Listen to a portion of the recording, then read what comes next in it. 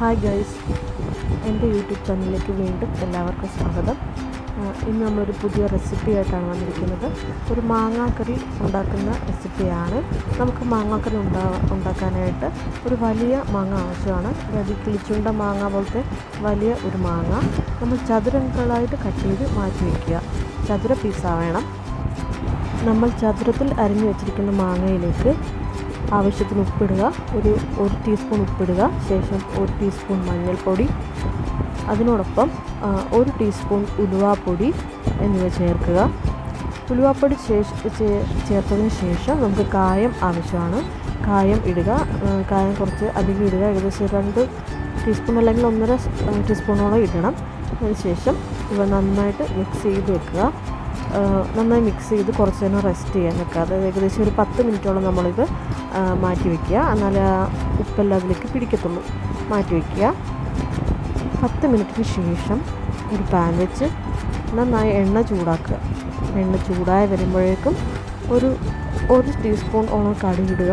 1 teaspoon കടുകിട്ട് കടുക് പൊട്ടി വരുമ്പോൾ നമ്മൾ നേരത്തെ അരിഞ്ഞു വെച്ചിരുന്ന ഇഞ്ചി വെളുത്തുള്ളി ഇടണം. ഇഞ്ചി ഒരു 1.5 ഇഞ്ച് വലിപ്പത്തുള്ളൊരു ഇഞ്ചി ചെറിയ കഷ്ണങ്ങളാക്കിയതും, കൂടാതെ ഒരു 10-15 വെളുത്തുള്ളി ചെറുതായി നുറുക്കിയതും, അതോടൊപ്പം കുറച്ച് കറിവേപ്പില, ഒരു 3-4 കറിവേപ്പില കൂടിയിട്ടിട്ട് നന്നായിട്ട് നമ്മൾ അതൊന്ന് വഴറ്റുക.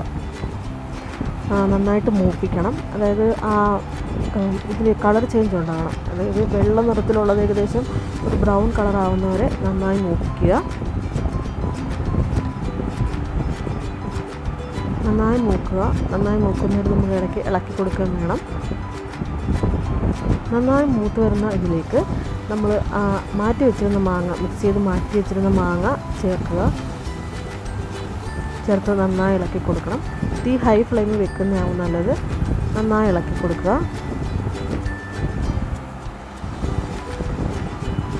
മാങ്ങ സാധാരണ ചെറിയ ചൂട് ഏൽക്കുമ്പോൾ തന്നെ ചെറുതായിട്ട് ഉടയുന്നതാണ്. അതുകൊണ്ട് തന്നെ നന്നായിട്ട് ചൂടാക്കിയിട്ട് ആ മാങ്ങ ഒന്ന് ഉടഞ്ഞു വരണം.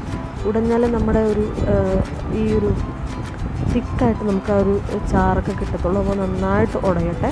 അപ്പോൾ ഇടയ്ക്കിടയ്ക്ക് ഇളക്കി കൊടുക്കുക. അടിയിലൊന്നും പിടിക്കാത്ത തരത്തിൽ ഇളക്കി കൊടുക്കുക.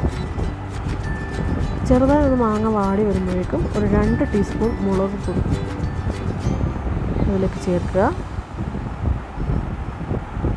2 ടീസ്പൂൺ അല്ല 2 ടേബിൾ സ്പൂൺ മുളക് പൊടി ചേർക്കുക. അത് നന്നായിട്ട് മിക്സ് ചെയ്ത് ചേർക്കുക. എരിവൊക്കെ ആവശ്യത്തിന് നമുക്കിടാം. നമ്മൾ ഉപയോഗിക്കുന്നത് ഇവിടെ അത്യാവശ്യം എരിവുള്ള ഒരു മുളകായതുകൊണ്ടാണ് 2 ടേബിൾ സ്പൂൺ ഇടുന്നത്. ഇവിടെ നമുക്ക് എരിവ് കുറച്ച് മുന്നിൽ നിൽക്കണം. അത് അങ്ങനെയാണ് ഈ കറിക്കുള്ള ഒരു രീതി വരുന്നത്. നന്നായി ഇളക്കിയതിന് ശേഷം നമുക്ക് കുറച്ച് വെള്ളം ഇതിലേക്ക് ആഡ് ചെയ്യണം. 1 ഗ്ലാസ് വെള്ളം നമ്മൾ ഇത്രയും മാങ്ങയിലേക്ക് ഒഴിക്കുക.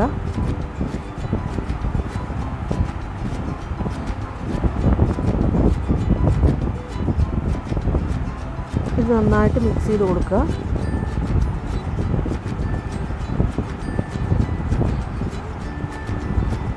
തിള വരുന്നുണ്ട്. നന്നായിട്ട് തിളച്ച് വരട്ടെ.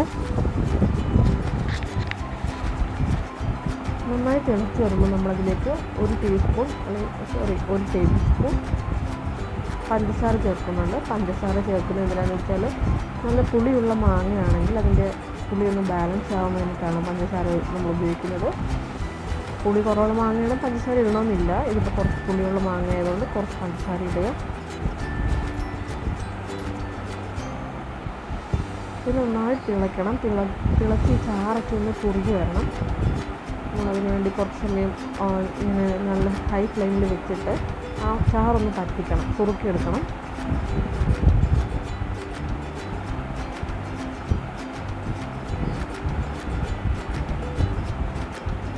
നന്നായി കുറുക്കി വരുമ്പോൾ നമുക്കിത് ഓഫ് ചെയ്യാം. ഇപ്പം നന്നായിട്ട് കുറുക്കിയിട്ടുണ്ട്. കണ്ടോ, നമ്മുടെ ഈ മാങ്ങക്കറിയുടെ റെഡി ആയിട്ടുണ്ട്. നല്ല തിക്കായിട്ടുള്ളതാണ്. നമുക്ക് ചോറിൻ്റെ കൂടെ ഉപയോഗിക്കാം. നല്ല ടേസ്റ്റിയാണ്. അപ്പോൾ എല്ലാവരും ഇത് ട്രൈ ചെയ്ത് നോക്കണേ. വളരെ ഈസി ആയിട്ടുള്ള റെസിപ്പിയാണ്. എല്ലാവരും ട്രൈ ചെയ്യാൻ മറക്കല്ലേ. Thank you.